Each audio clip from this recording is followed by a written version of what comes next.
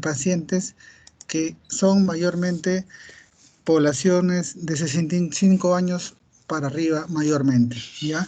Es una enfermedad crónica idiopática degenerativa, en la cual fue descrito por primera vez por James Parkinson en 1817 y básicamente va a constar de una tetrada de trastornos o 4 trastornos en las cuales vamos a ver principalmente lo que es, en un primer momento, una bradicinesia, que son movimientos lentos, ¿ya? Rigidez marcada y temblor del reposo, y en fases avanzadas vas a ver una inestabilidad de postura. Estos pacientes tienen mucha tendencia a caerse.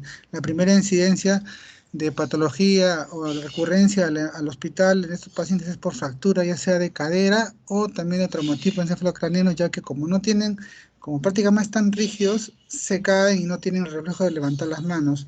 Ahora, el signo característico es el signo de conteo de monedas, en el cual van a ver que sus manos comienzan a mover como si estuvieran contando billetes o mejor dicho, monedas, ¿no? Entonces, es algo característico que ustedes van a ver y básicamente el diagnóstico es con clínica, ¿no? Ahora, dentro de la sintomatología, pues aquí vamos a ver síntomas motores primarios, en la cual, como les mencionaba, hay una rigidez marcada, bradicinesia, que es movimientos lentos, temblor a reposo, lo que es un movimiento en conteo de monedas, y entre los síntomas no motoros tempranos vamos a encontrar la hiposnea, por no es COVID, simplemente que es baja de olfato, que también se ve acá, ¿no? Fatiga, y aquí la alteración básicamente es en la conducta del sueño, directamente en el sueño REM. También va a dar depresión, toda persona que tiene Parkinson se deprime y obviamente se estreñe. Como se dice, cada paciente con Parkinson viene con 2 lactulosas bajo el brazo. Es un ejemplo para decirles que obviamente que todo paciente que sufre de Parkinson, en los pacientes que yo veo, siempre sí o sí sufren de estreñimiento. Y entre los síntomas tardíos, pues, estamos los síntomas axiales resistentes al tratamiento, que vas a ver como las caídas, la inestabilidad, dificultad a pasar los alimentos. Entre los trastornos neuropsiquiátricos está la ansiedad, alucinaciones, agitación psicomotora. Y de los trastornos vegetativos, algo muy común es la celorrea, ¿no? Van a ver los pacientes a más avanzado el Parkinson, van a ver una persona que babea mucho más. También van a haber problemas con condición urinarias y nocturia, ¿no? En la cual esas personas van a querer orinar mucho en la noche, van a orinar durante todo el día, y en la cual va a tener problemas, obviamente, tanto para el paciente como el cuidador, ¿no? También va a haber una disfunción sexual, una hipotensión ortostática, y dentro del deterioro cognitivo es ligero o versus que se va al extremo, demencia. Ahora, doctor, ¿demencia por Parkinson existe? Sí existe, es una demencia secundaria al Parkinson. Ahora, dentro de los fármacos dopaminérgicos vamos a encontrar básicamente los fármacos como levodopa, también otra clase de fármacos son los inhibidores del LAT, y también otro bloque, segundo bloque, son los fármacos que reducen el metabolismo de dopamina, el inhibidores COM, inhibidores del MAO-B y los agonistas dopaminérgicos, y el tercer grupo grande es los fármacos no dopaminérgicos. Entonces comenzamos con los fármacos dopaminérgicos. Y aquí para que entiendan un poco cuál es el detalle, ¿no? Como les expliqué, aquí hay unos receptores en los cuales, en el hecho de acá del Parkinson, que va a haber un déficit de la dopamina.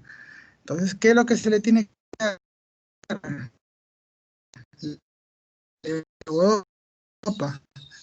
¿Qué es la descarboxilasa? Ahora, solo alcanza el 1 a 3%, llega al sistema nervioso central. ¿Qué quiere decir? Que si tú no le potencias con otro medicamento que evite que se metabolice la levodopa, básicamente no va a absorber nada, porque recuerden que la absorción mayormente de levodopa es a nivel periférico y solamente 1 a un 3% solamente llega al sistema nervioso central. Bueno, entre los efectos negativos que tienen, bueno, son náuseas, vómitos, anorexia, que obviamente pues se puede calmar con pastillas como el Gravol, ¿no? O el dimitrineto, ¿no? Ahora, con respecto a la luna de miel de levodopa, todo paciente que usa lo que es levodopa tiene una luna de miel. ¿Qué quiere decir? Que dura de 3 a 5 años en los cuales el levodopa le va muy bien. Tiene una dosis baja, una dosis en un horario fijo, pero a partir de los 3 a 5 años esto ya va a cambiar. Por eso se le llama la luna de miel de levodopa, que dura de 3 a 5 años. Ahora, ¿cómo es la absorción? La absorción es vía intestino delgado, en el ayuno proximal básicamente, y lo que va a hacer es que obviamente estos aminoácidos, como la valina, la leucina, solecina, la fenilina, etcétera, ayuden a la succión. Ahora, el nivel plasmático de levodopa más de 1 a 2 horas tras la vía de la administración. Ahora, ¿qué es lo que pasa?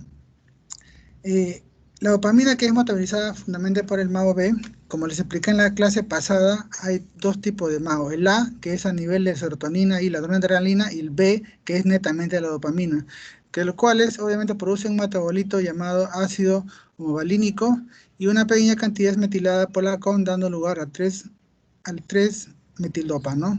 Ahora, ¿cuál es el problema, no?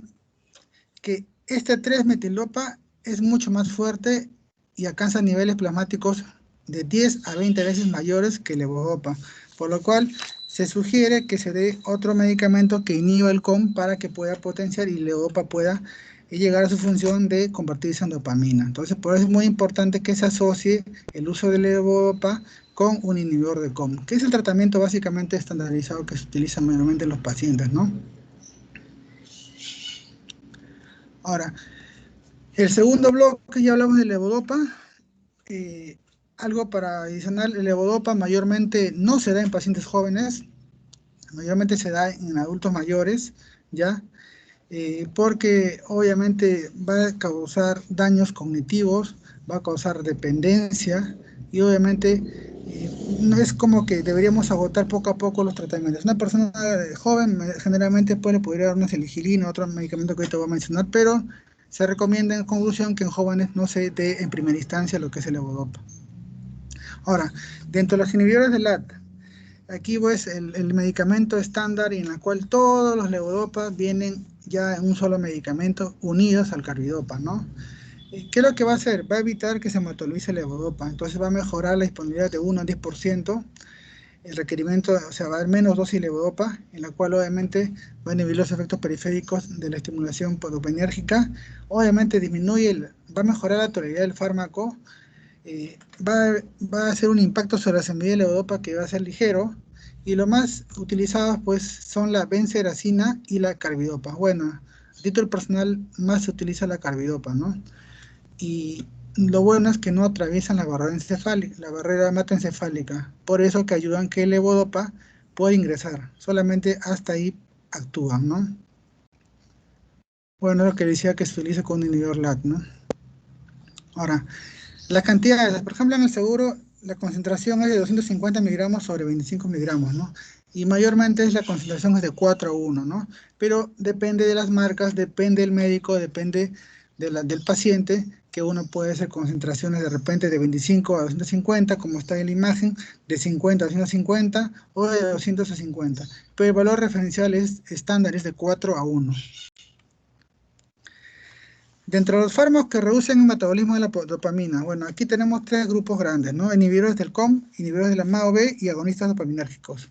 Comencemos con los que son los inhibidores del COM. Bueno, la catecol metiltransferasa es un inhibidor del COM y básicamente inhibe la metilación periférica de levodopa. De nuevo recalcar, solamente el 1 a 3% llega a nivel del sistema nervioso central, mayormente se absorbe a nivel periférico. Y esto ayuda a que justamente que pase una mayor cantidad de levodopa al sistema nervioso central y se convierta en dopamina, ¿no? Entonces parece muy importante usar este medicamento, ¿no? Ahora, eh, dentro de los característicos está la encatapona, ¿ya? La entacapona, que básicamente lo que va a hacer es ayudar que la vida media del levodopa tenga más efecto, ¿no? Entonces, aquí vemos presentaciones, igual, depende del laboratorio, depende del estadio de la enfermedad del paciente, en el cual la concentración es de 100 a 200 miligramos. Eso ya lo ve el médico dependiendo del paciente, ¿no? Ahora, lo que le mencionaba, ¿no? Existen dos, el que más se maneja es la entacapona y otro también es la tacapona, ¿no? Básicamente los dos son inhibidores del COM, ¿no? Que básicamente sirve para potenciar un mejor efecto de levodopa. Ahora, el segundo grupo dentro de los fármacos que reducen el metabolismo de la dopamina están los inhibidores del MAO. En este caso, los dos grandes grupos, los dos medicamentos estándares o significativos son la seligilina y la rasagilina. A título personal, la rasagilina es mejor, pero versus lo que tenemos en el seguro es la salicilina. Entonces usamos más lo que tenemos, que es la salicilina. Entonces, tiene un menor efecto que el levodopa, se puede utilizar como monoterapia o único tratamiento y sobre todo se da en pacientes jóvenes. Recuerden que le digo que el levodopa hace trastornos cognitivos. Ahora, dentro de los agonistas dopaminérgicos, que es el tercer grupo de los fármacos que reducen el metabolismo de dopamina, vamos a encontrar los dos grupos, ¿no? Los ergóticos y los no ergóticos. Dentro de los ergóticos vamos a encontrar la bromocriptina, que también es un medicamento de elección en pacientes que debutan con Parkinson en una edad joven o adulta, por ejemplo 45 años, y los no ergóticos, que en las cuales el más popular es el bramiprexol, ¿no? Ahí está a lo que refiero. Y bueno, lo malo es que demora mucho llegar al estadio OM. El estadio OM o el estadio óptimo del tratamiento con Parkinson, que al final lo voy a explicar en un cuadro, significa cuánto evita el medicamento que tenga esas molestias, esos movimientos o rigidez marcada del paciente, ¿no? Signos y síntomas que tenga el paciente con Parkinson. Y versus el momento off, que es básicamente cuando no hace efecto el medicamento. Entonces aquí diferenciar los ergóticos y los no ergóticos. Los ergóticos, el más conocido, la bromocriptina, y no ergóticos, el pramipexol.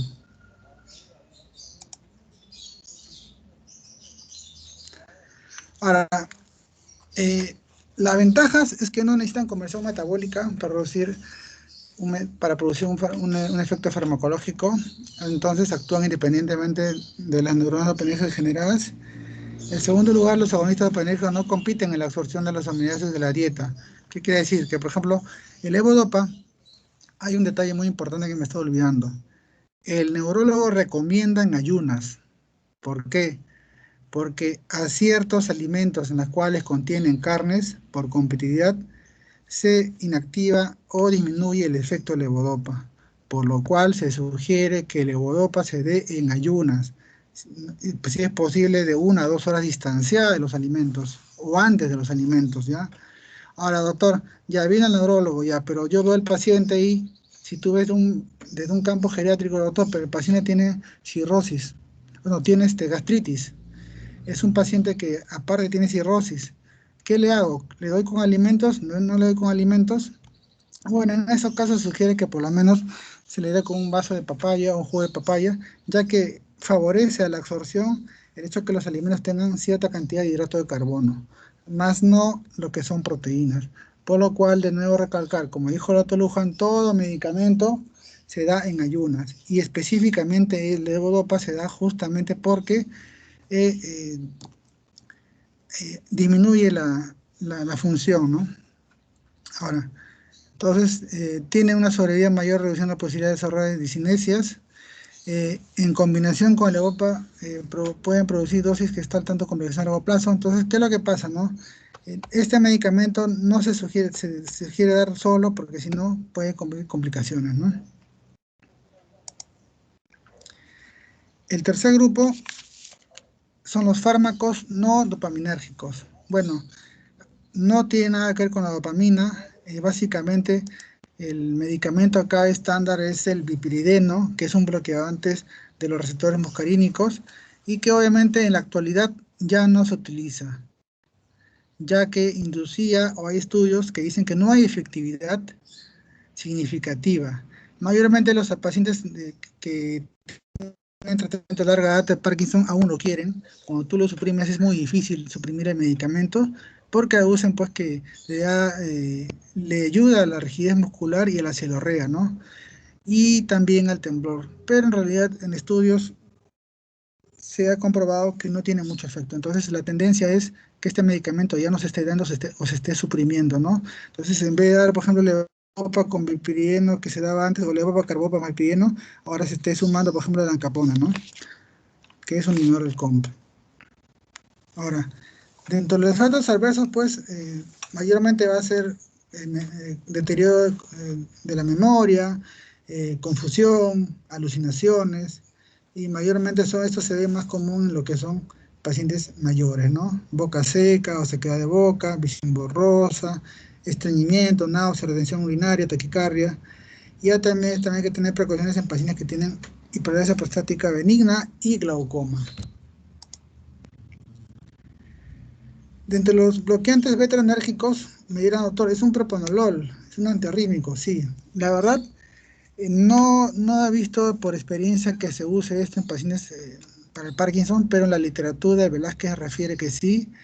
Mayormente son para movimientos esenciales, por ejemplo, movimientos o temblores de productos de la demencia, más no para el Parkinson. Pero la literatura lo menciona, por eso lo estoy mencionando, ¿no?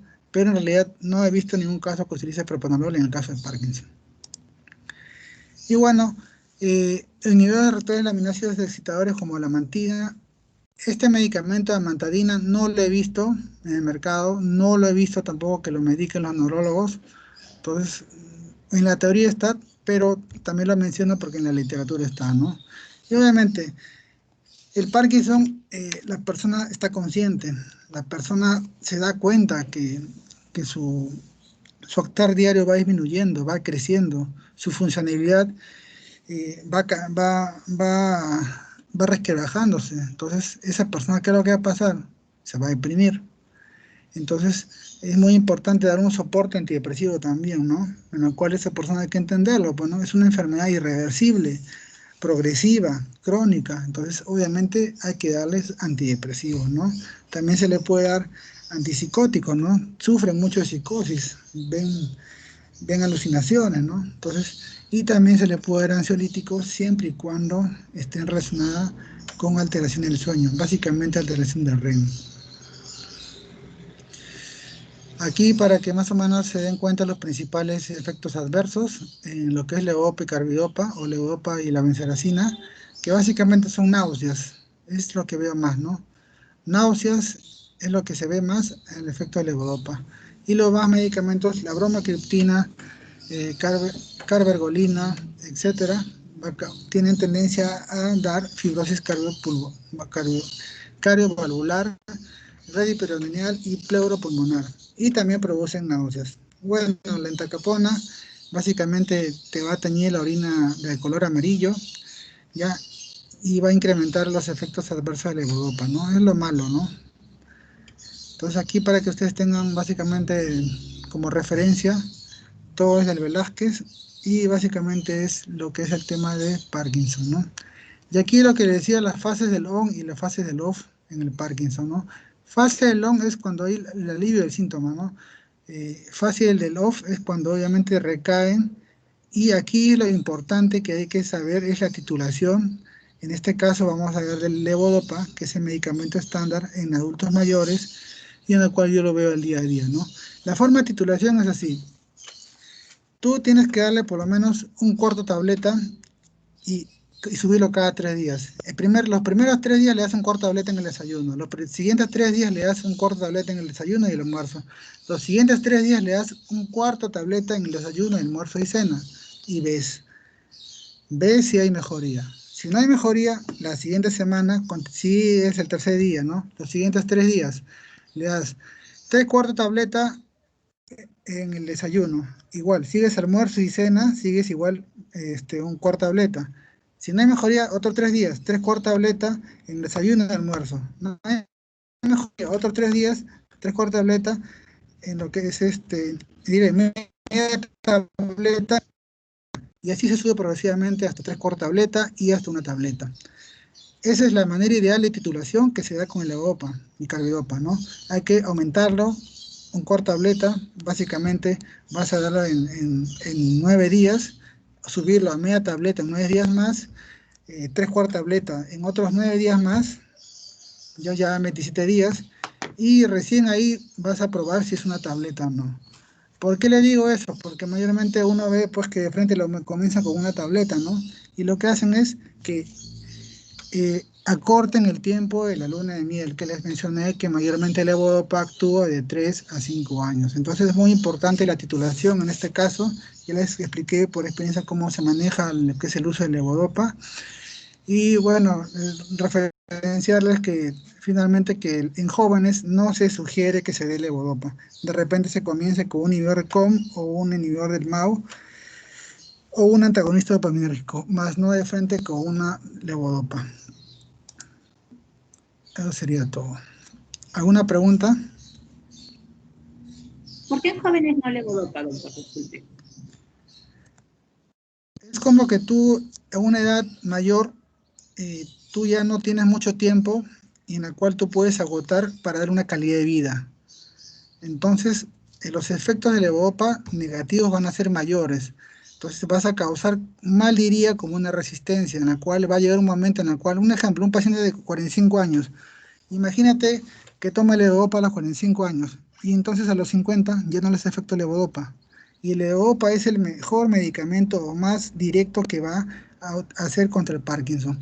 Los demás tienen una absorción más lenta, duran poco tiempo. Entonces imagínate a ese paciente cuando llegue a los 60 años, ¿qué medicamento va a tomar? ¿Me entiendes? Entonces se Sí, sugiere, muy aparte de los efectos negativos, es para ir quemando etapas, ¿no? Por lo cual, pues, el levodopa no se sugiere dar en jóvenes, sino comenzar con otros, ¿no? Que son de mucho más efecto, menor efecto, por ejemplo, con la siligilina. Yo comenzaría un joven con una siligilina, ¿no? Que sería lo ideal, ¿no? Y después, poco a poco, ya cuando tenga más años, porque de nuevo recalco, el Parkinson es una enfermedad degenerativa crónica que no tiene cura, va a ir avanzando, va a ir avanzando. Es como quemar etapas, ¿no? En un joven no voy a de frente ir con el ejército, ¿no? Cuando tranquilamente puedo ir tranquilamente con el serenazgo, un ejemplo, ¿no? Es por eso. Doctor, buen día. Molesto su atención. ¿Cómo se debe dar la alimentación en el paciente con Parkinson? Porque tienen trastornos de glutorios. ¿Y en qué momento se da mayor No cantidad te escuché en bien, el día? disculpa, ¿puedes repetir, por favor? Sí, doctor. ¿Cómo se debe dar la nutrición en los pacientes con Parkinson? Si en la mañana está en ayunas y solamente es un jugo de papaya y ellos tienen trastorno de deglución por la hipercialorrea. ¿En qué Claro, momento se da y qué tipo de alimentos se deben elegir para su nutrición? ya, mira, Semillas, aceites, no carnes. claro, en realidad, como le dije y lo mencionó el doctor Luján, como todo medicamento, se absorbe mejor en ayunas, es lo ideal, pero viene de un parámetro ya mayor, por ejemplo, yo veo adultos mayores, un parámetro ya geriátrico, obviamente, pues ese paciente pues muchas veces no puede estar en ayunas, ¿no? Mayormente es diabético, obviamente tiene otras enfermedades coronarias. Ahora, lo que se sugiere es darle el tiempo para que por lo menos el levodopa se pueda absorber. Y como les refiero, mayormente los alimentos que tienen carnes, que son ricos en proteínas, no ayudan justamente a la absorción de levodopa. Ahora, muy aparte, una dieta de un paciente que tiene Parkinson es una dieta hiperproteica.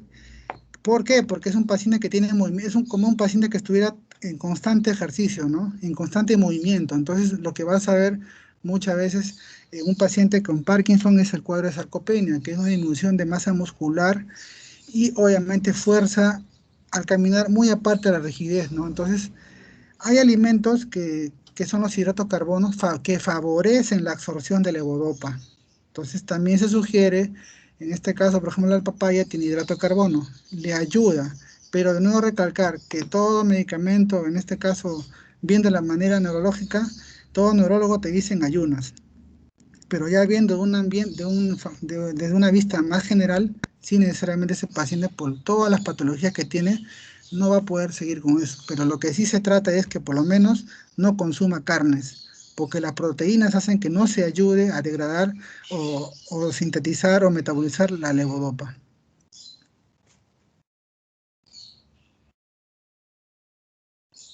Doctor, una pregunta, y si el paciente, por decir, es mayor de 60 años y tiene, por ejemplo, no sé, una úlcera péptida, ¿se le recomendaría darle Bodopa si su mayor absorción es en el yeyuno, por decir, una úlcera Claro, péptida? le das un jugo de papaya. Ah, Estoy ok. diciendo la respuesta, claro. Entonces, por eso le digo, o sea, la teoría dice muchas cosas, pero en la práctica tú ves que hay pacientes pues, que obviamente no toleran, pues, ¿no? Son pacientes que son recidivantes, por ejemplo, por hemorragia digestiva, y que obviamente pues no pueden consumir todo medicamento, y no necesariamente sea antibiótico o un antiinflamatorio, te va a producir gastritis, y más si este paciente tiene gastritis, entonces lo importante acá es tratar de no combinar con proteínas. porque eso va a disminuir la absorción o metabolización del levodopa. Es lo importante, no combinar con proteínas. Y como ustedes saben, pues, ¿qué uno desayuna? Pues su huevito duro, su jamonada. ¿Qué almuerza? Pues su pollito, su carne de res, su pescado. Entonces, ese es el detalle, ¿no? Tratar de que no sea muy junto, o por lo menos si es que no puede estar en ayunas. Es básicamente para que tenga mejor absorción. ¿Alguna pregunta?